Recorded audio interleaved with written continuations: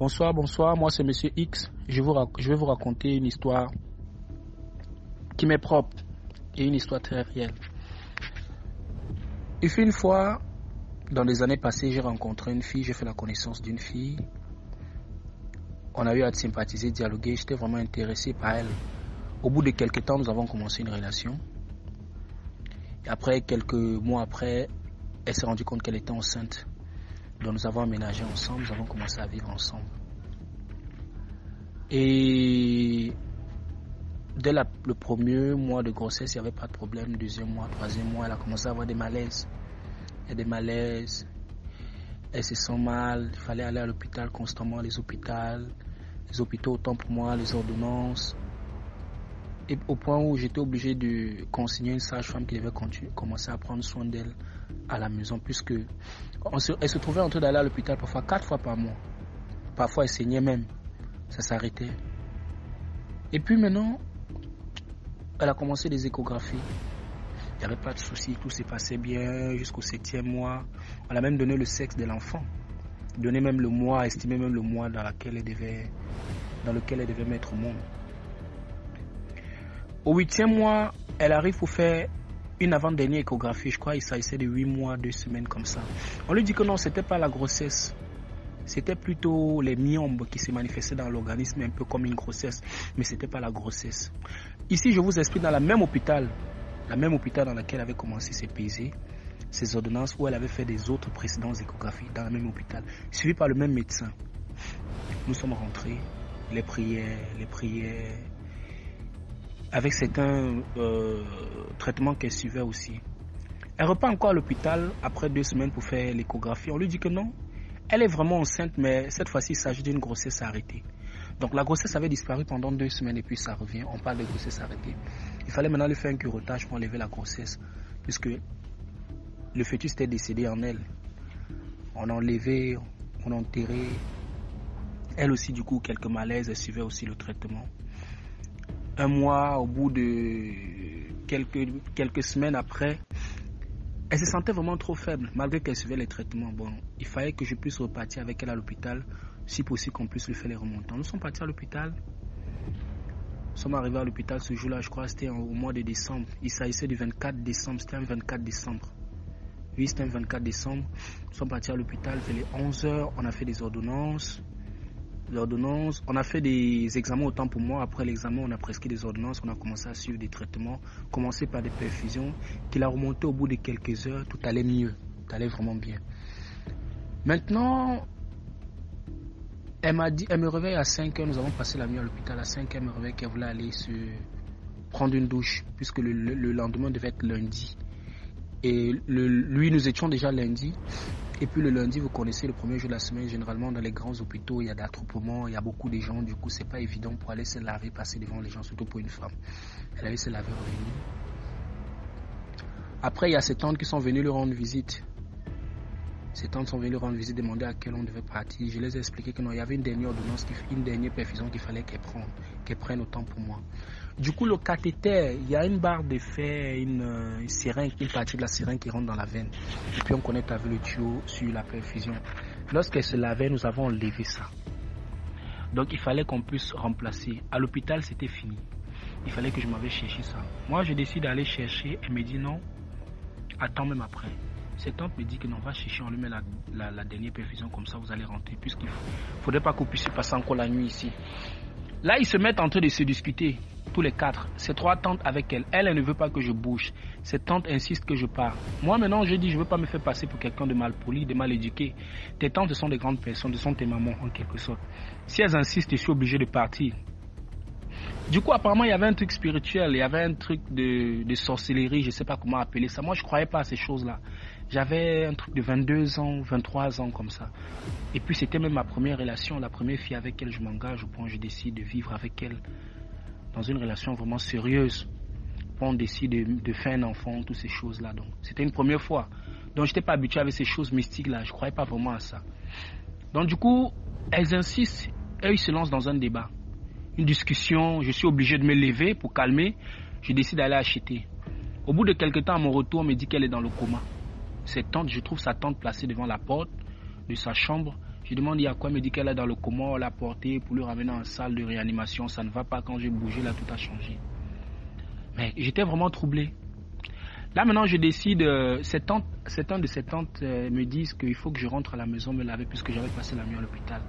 Elles vont prendre le relais pour la garde, que je peux aller me laver au bout de quelques minutes ou quelques heures, je peux revenir. Je suis allé me laver, je viens, je m'allonge, je m'assois un peu au salon, je tente de suivre le journal, le sommeil m'a emporté.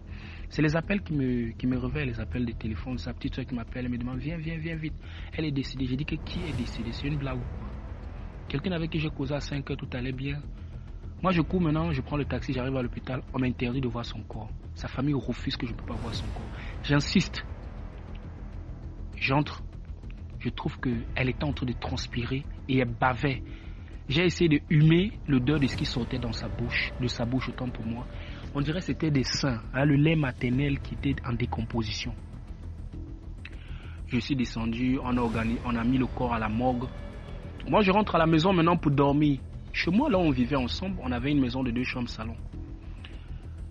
Je dors vers les minuit. J'écoute à la cuisine. C'est comme si quelqu'un était en train de laver les assiettes. Donc, j'écoute le bruit, comme s'il y avait quelqu'un à la cuisine. Oh. Je sors, j'allume la lumière. Je sors de la chambre, j'allume la lumière au salon. Je vais à la cuisine, je regarde, il n'y a personne. Moi, maintenant, en rentrant de la chambre, j'écoute comme s'il y a quelqu'un qui marche derrière moi. Je dis, mais qu'est-ce qui se passe? Je ne comprends rien. Ça s'est passé au moins pendant 3 jours. Là, j'ai signalé à quelques personnes. On m'a amené chez un pasteur, un prêtre qui m'a lavé. Il a fait de ces choses pour enlever la malchance. Il m'a raconté de ces... Oh non, normalement, c'est une mort mystérieuse. C'était pas simple, comme ça, sa famille, là. Mais son esprit est toujours là. J'écoutais toujours le bruit. Parfois, quand je marchais la nuit, j'écoute, c'est comme s'il y a quelqu'un derrière moi. Maintenant, on a organisé les obsèques, on a enlevé le corps à la morgue, on a enterré. Pendant l'enterrement, après l'enterrement, sa famille me dit que non. Durant ma période de veuvage, je vais faire 45 jours. Après les 45 jours, il va falloir que je cherche une fille qui fait la vie, donc une fille comme une prostituée, que je peux faire les rapports avec elle, abandonnée juste pour une fois, dans le but d'enlever cette malchance-là, moi. Après les 45 jours, je décide donc, je me suis renseigné, puisque je n'étais pas habitué avec cette vie-là.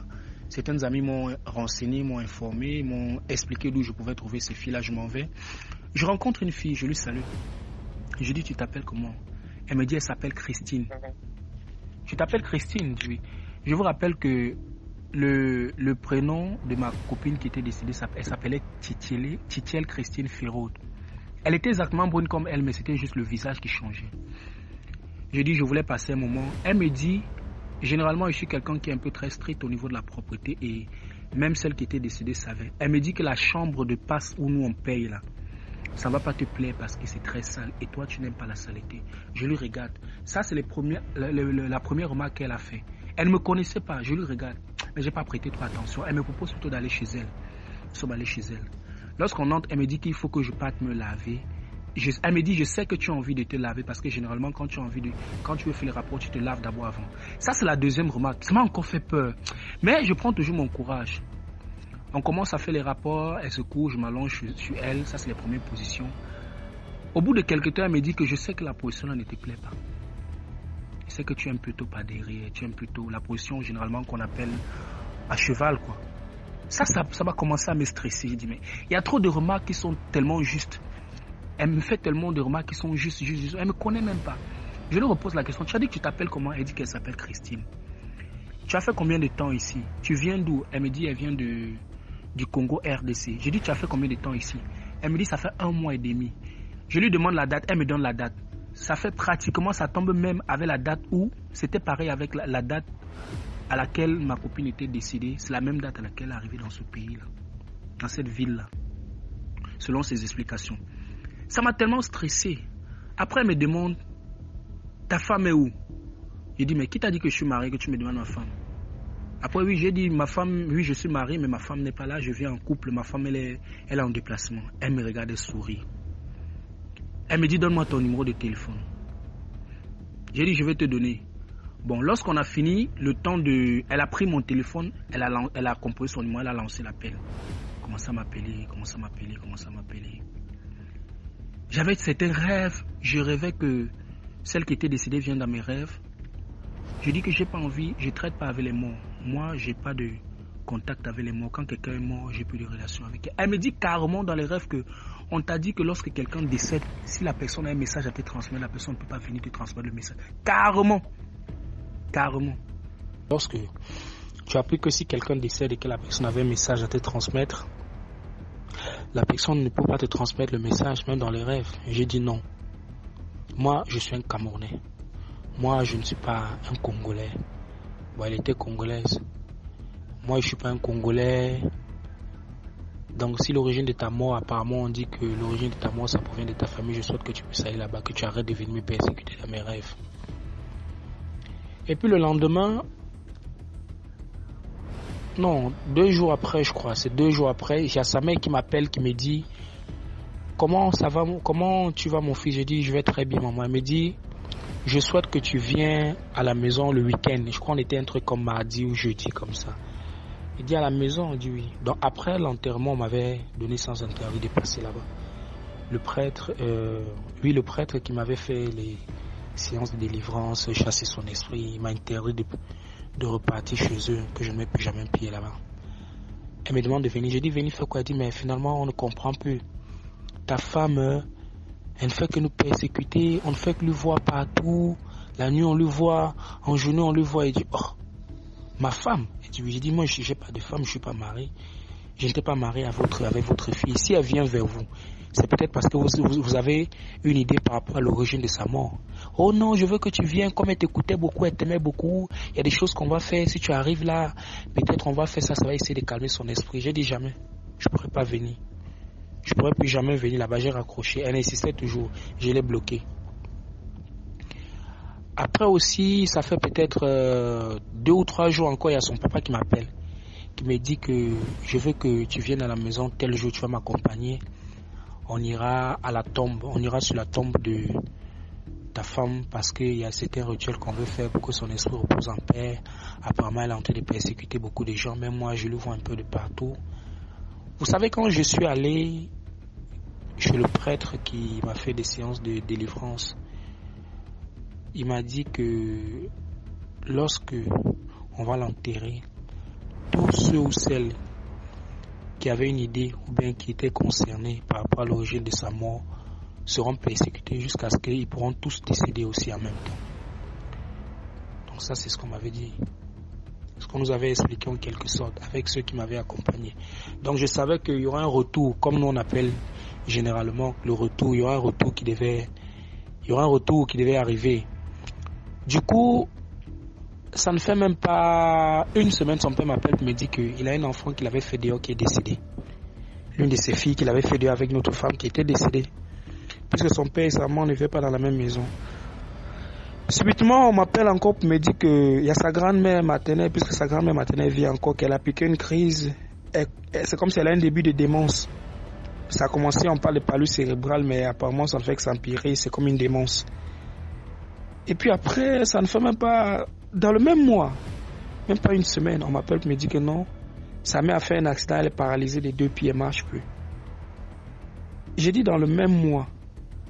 Après on m'appelle encore pour me dire qu'il y a l'une de ses tantes qui est décédée.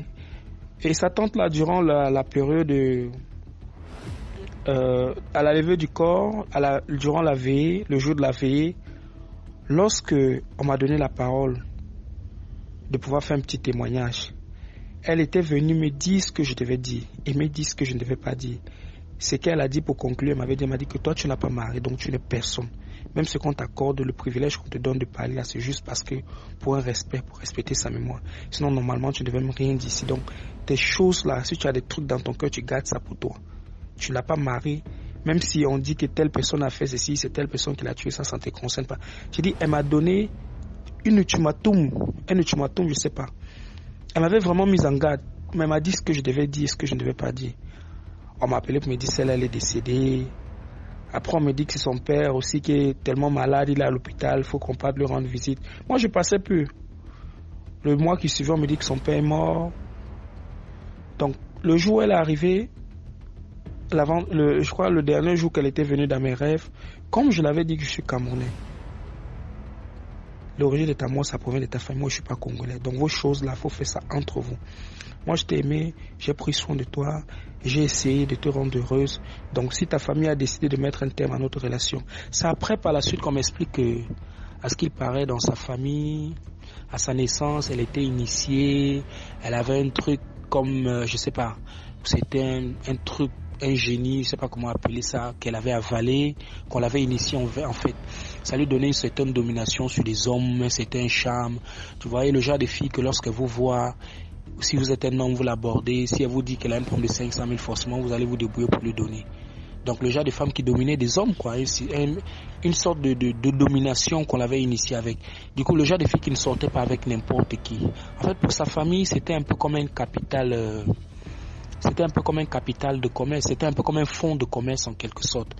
Donc je ne sais pas si le fait qu'on s'était rencontrés, peut-être sa famille s'est sentie en danger ou bien je ne sais pas trop quoi. Parce que je me rappelle que lorsque même nous étions ensemble, lorsque nous vivions ensemble dans la même maison, il y a des nuits qu'elle se réveille comme ça, elle m'appelle, elle me dit amène-moi au Cameroun. Je dis pardon. Elle dit amène-moi au Cameroun. Je dis mais je vais t'amener au Cameroun comment? Elle dit qu'ils ne font que me déranger. Moi, je veux plus être esclave de quelqu'un. Je veux être indépendante. Je veux fonder ma famille. Moi, je suis fatigué avec les choses là. Je lui demande, mais qu'est-ce qui t'arrive?